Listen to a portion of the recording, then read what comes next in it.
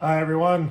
Hadn't done a video in a while, and it's not because I haven't been casting, it's just because I haven't taken the time to make videos. But there was a project that kind of caught my interest on the forum, and it was a part for a sunfish sailboat, which I guess if you're sailors, you all know what that is, but it's a small one-man sailboat, and a lot of people learn to sail on them. But it was something called a kick-up rudder head, which I'm not a sailor, so I'm not much for the maritime terms. But if you look in the description of this video, there's a link to the thread on the forum, and if you want to know more about the inception and genesis of it, you can look there. But the reason I decided to make a video of it is that, as some of you know, that of late I have a lot more sophisticated methods of making patterns, namely just CAD models and CAM programs from that, and CNC, using a CNC router to machine the patterns. But on this particular one, even though I have access to all of that, I would have made it with simple tools the way I made it, and I'm going to show you in this video. In fact, almost all of it was with just a hot wire to make the pattern.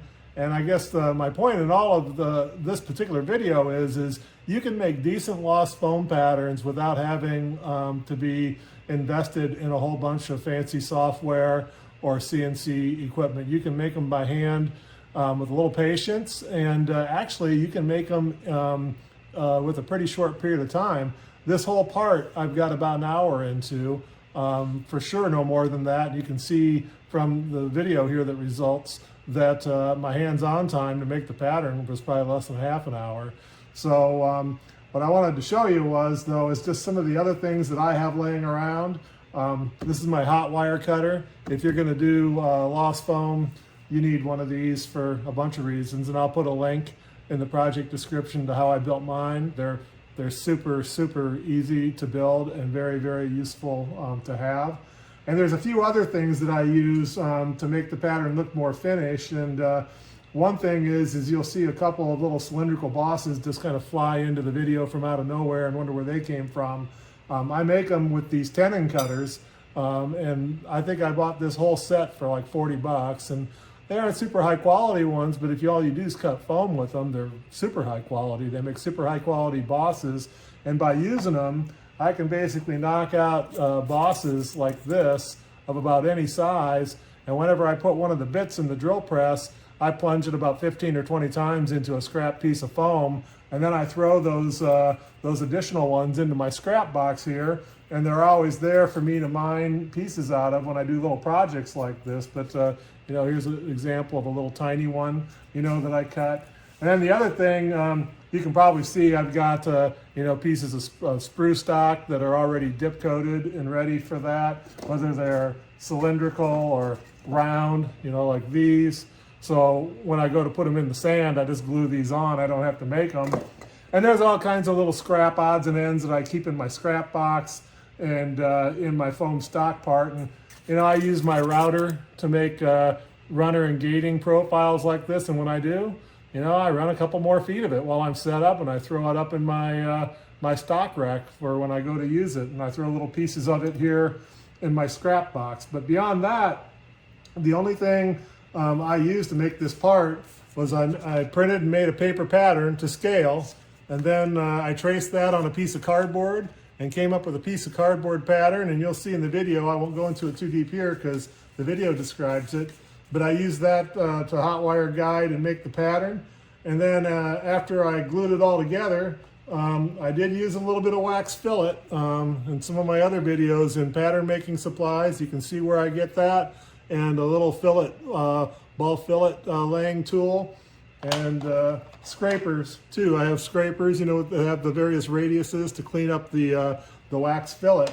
But that basically just makes the pattern pretty and look more professional in production. And beyond that, it's just razor blades and just sandpaper and little sanding blocks. And you'll see as we progress through the video here how I fashion the basic pattern and then detail it and what it looks like when I cast it. So stay tuned for the next couple of clips here, and you'll see it go from a foam board into an aluminum casting with nothing but a a print that someone posted on the forum, and I don't think the fellow even knew that I was doing it. I just grabbed it, scaled it, and went off with it, and within an hour I had a copy of it, just to show that lost foam can be a pretty powerful tool. And if all you have is an hour into making a part, like I'm about to show you, why you might want to be interested in it. So stand by.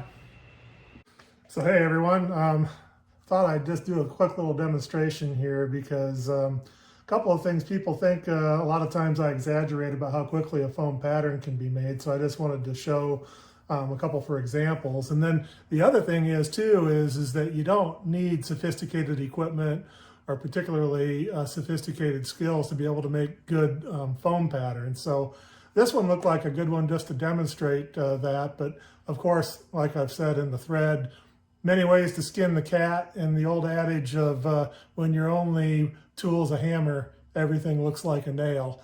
So this is among the reasons, though, that I like lost foam. So all I did was take the drawing that Topps posted, and I just pasted it on a document and scaled it with shrink, which took me a minute or two, printed it, and then traced it and made this piece of cardboard pattern. And I didn't take the time to actually do that here on the video because I figured you all weren't interested in watching me operate a pair of scissors, but it took a couple minutes to do it. But all that needs to happen here is that I got some two-sided tape and a suitable piece of scrap styrofoam, and I'm going to stick the pattern to the foam with a piece of tape. Yeah, and then so I'll wrap that around the bottom there. And then I'm going to set the heat on my hot wire here at about the right amount. And let's see if I can cut this. So in we go. And I'm going to try to be pretty patient here. I need a little bit more heat than that. So, all right, now I'm cutting around the pattern. And again, that's just a piece of cardboard, scrap cardboard that I had. It's not corrugated, I don't know, whatever you call cardboard, but anyway, it's my guide template.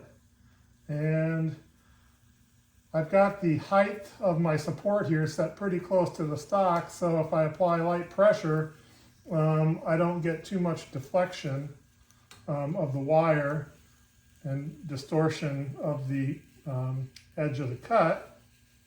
So, but I'm just applying light pressure and guiding it around. And all right, there's the profile there. And then another one that I just knocked on the ground here is this round boss. That's the other piece here. So again, a very high-tech cardboard template there. And I'll stick that here to this little scrap hunk. And then I might back the heat off just a little bit for this one and use the hot wire to cut it. Again, very light pressure. And there's one. And then if I can, there it is, comes off of there. Come over here and stick it on here. This is just two-sided tape on the back of the pattern.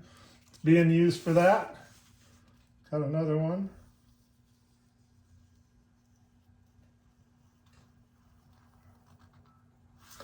All right, there's my two bosses, and I've kind of learned that if you just, don't get too crazy, and you can shape them up a little bit just with a sanding block on that before you stick everything together. Show you that here in a second.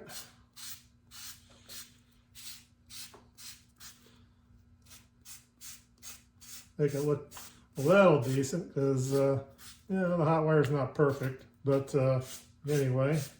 Let me just shine them up here a little bit for you.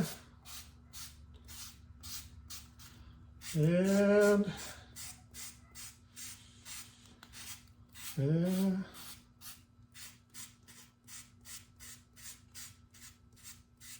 got a little sloppy on this one, but all right, so these are the two bosses here that are cut out for the rudder, or whatever this thing is. Not really the rudder, it's the, I don't even know what it's called. But anyway, before I take this off of here, just to save a little bit of time, on this side, I'll also mark where that boss goes. Probably have to do that again because you'll see shortly here what's going to happen. But let me take this off of here. I'll do the same thing. I'll shine up the profile a little bit just to true and flatten it up on that.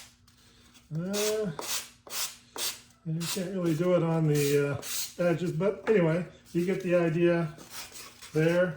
I'm going to straighten out the edge just a little bit.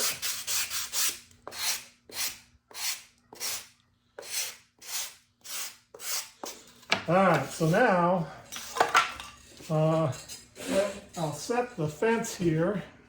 And one thing that I need to do is reset the height of my hot wire. And I'll do that with this real quickly here. All right, and then let's see, I think top set it was 1/8 of an inch, so I'll set the depth of cut here at fairly strong 1/8 of an inch, and then I clamp my fence when I do this because if I don't, I can't hold it tightly enough. I'll turn the heat all the way up. I'll come over here and I'm just going to start slicing. So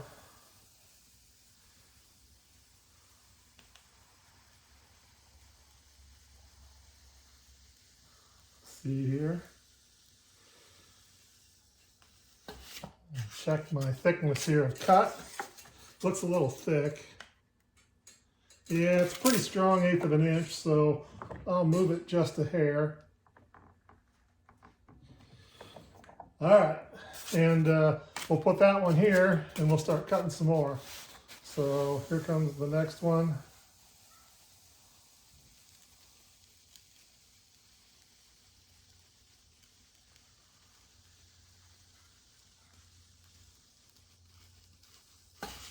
All right, so there's one more.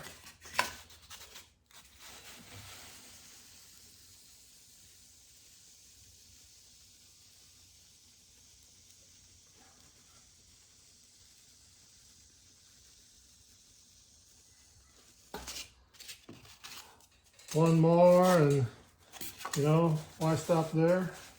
You can have more, why not? So I will.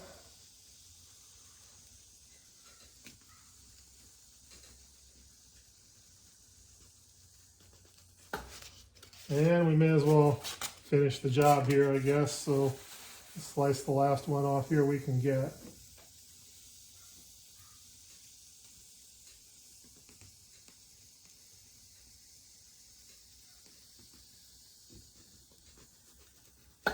All right, so I guess you'd call these flitches if you were a woodworker. And let's see here. I know that I'm going to need 1/8 inch of this piece. We'll show you why later. So while I've got the stock thickness set, I guess I may as well cut that.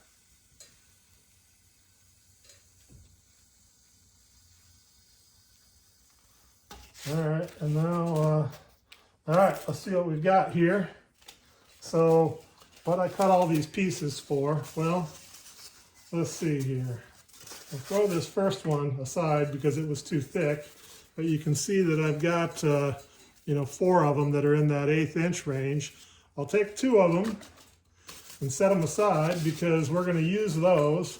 And then I'm going to take 2 more. And I'll go back to my paper pattern here. And I think what I'm going to do is just fold that over at that line where the thickening goes, and use that, oops, like this, to make a couple marks here. These are the ones that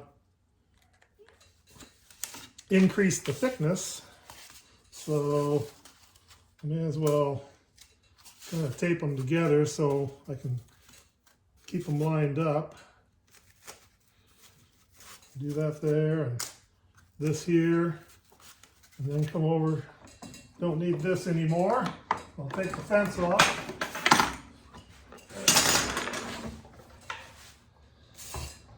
And then you just need a trusty little straight edge here and go right down that straight edge.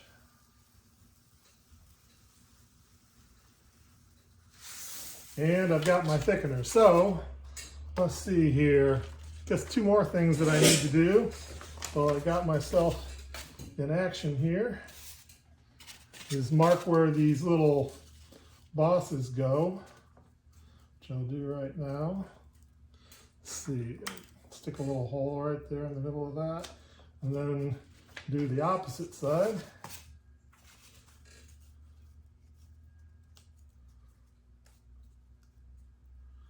A quick and dirty way to mark them.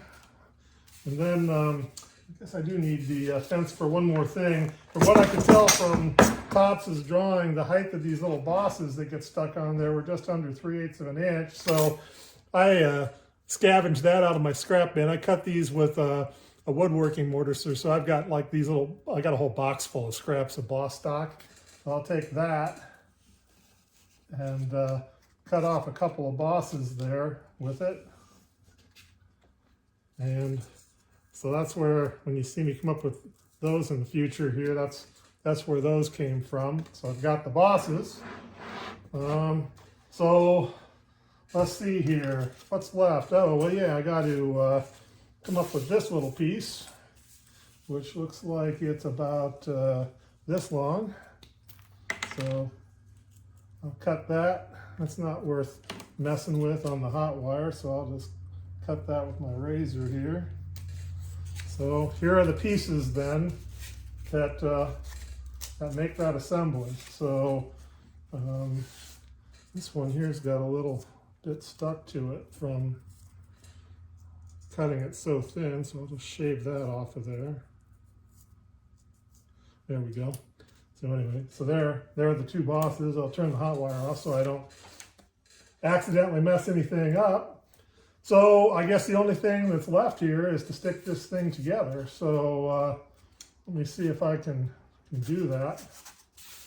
I got my hot melt gun.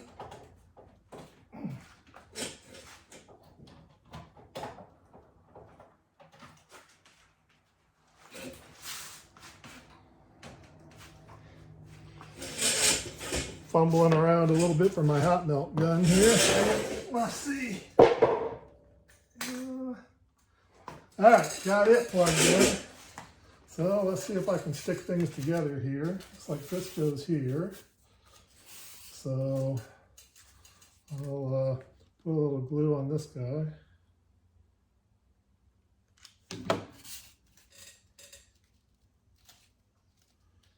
Yeah, I cut it a little long.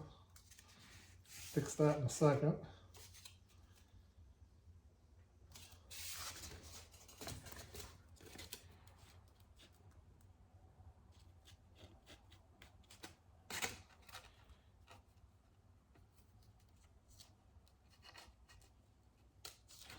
All right, now let's stick the other side on. Let's see here, I better get something to line me up. All right, so add a little glue here.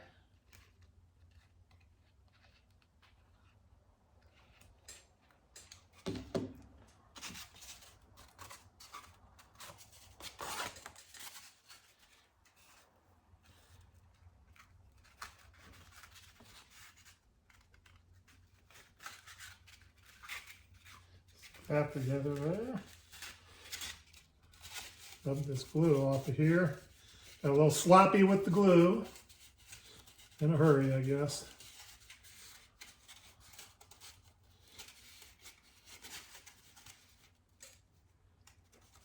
Get off of there, glue.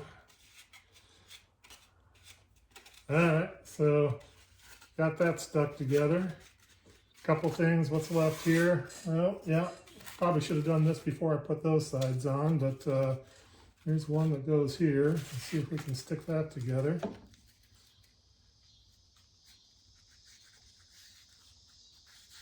All right, figures. Drop that gun. Hold up the double thickness here.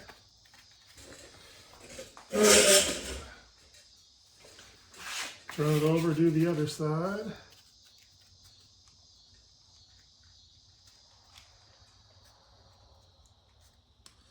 That figures I broke the tip off my hot melt gun. All right, well, here we go. Yeah, and of course I glued the wrong side, so I don't know, I guess I didn't. I got the right side. So let's see here. Oh, I'm trying to stick it to the wrong side. I do have the wrong side. That's stupid. Anyway, let's see here. Let's see if I can get the correct side glued together here. All right. All right, now we'll stick it on there.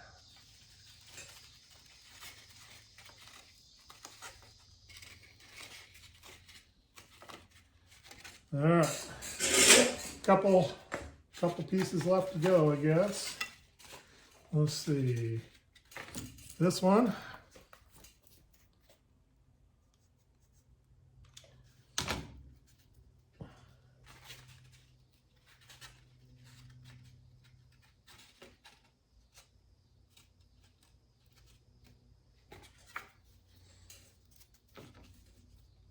And the second one.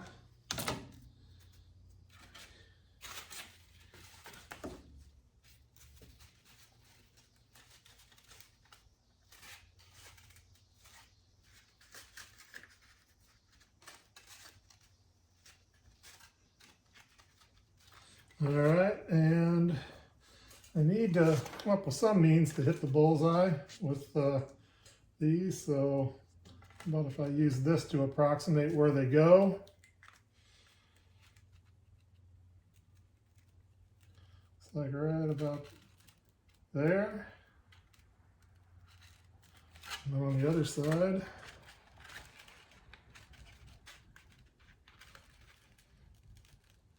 Right about here. Maybe if I can get it positioned.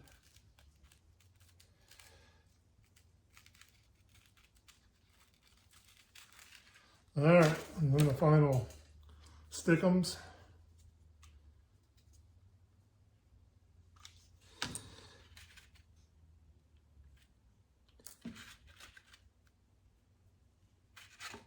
Stick this one on here.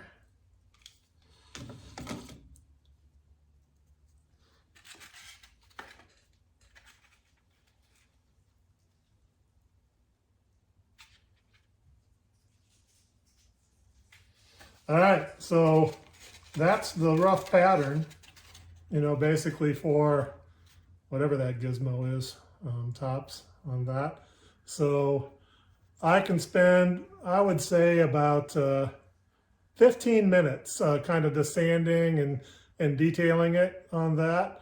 And if you want me to do that, I will. And then next time I've got metal in the pot, I can cast it and you can compare it to you know, your piece. But it's, you know, it's a quick and dirty approach, you know, to making that same piece.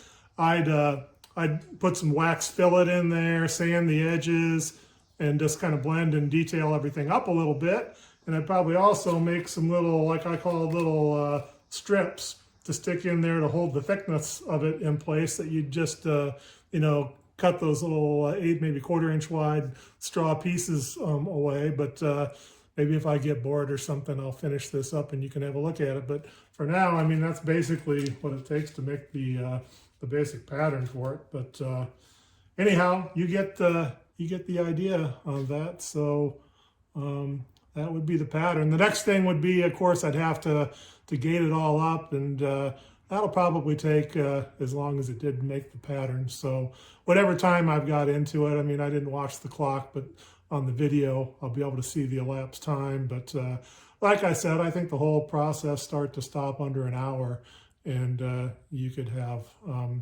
the pattern ready to cast. So anyway, Until next time. All right, I spent about 15 minutes detailing it with some wax fillet. You can kind of see how I laid that in there. I put fillet on these inside corners here. Hard to see, but that'll strengthen it up a little bit.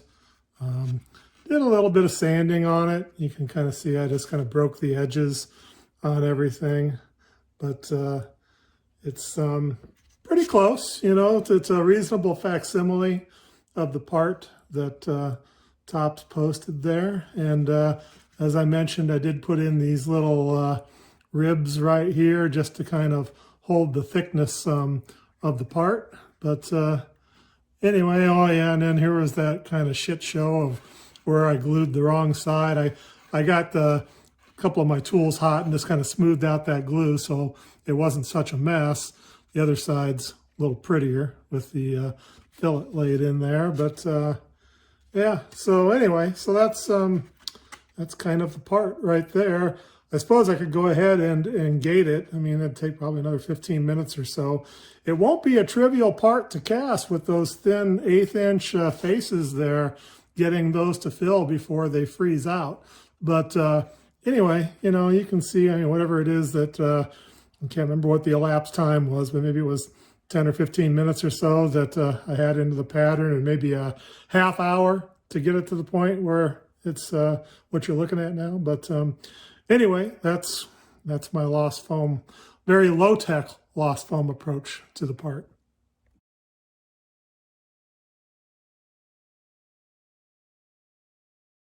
Well, hello everybody. I got a chance to pour the kick-up rudder head, I guess in between rain showers here. But yeah, poured all right. You can see I haven't cut any of the gating off or anything, but you know, I poured it like this. So, you know, this was vertical. This little section was vertical.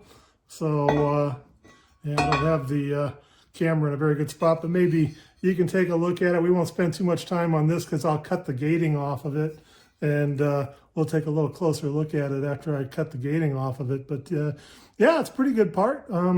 I'll show you the details here in just a second after I get all the stuff that's not a kick-up rudder head cut off of it. Stay tuned. All right, everyone, back with you. I just quickly cut all the gating off it, mostly on the table saw, some on the band saw, but here's the piece. So yeah, it's pretty darn good casting. I just roughly cut the gating off. You can see that, you know, where the gates and the little support ribs were there in the edges. I just kind of roughly cut off. Tops, if you want to use it, you can do the fine detail work on that. But one very, very minor little surface flaw, I don't know if you can see it there at the end of my finger, that was from a hunk of aluminum that was stuck to my pouring cup, and I just didn't pour it out of there or pull it out of there. And sometimes those get suspended in the melt when you pour it in there, and they're oxidized on the outside, so you can see them. It's very minor, but you know, I mean, it's a pretty decent part. You can look at it. I mean, for having an hour into it, you know, I'd take it for, you know, an hour's worth of work. You gotta do the finished machining and stuff on it, but I think it's a pretty good part. And you know, I didn't heat treat it or anything for you, but it's 356, and you know, it'll machine like most castings machine. It'll be a little gummy, but should work out all right for you. All right, so I guess we're going to call this one a wrap.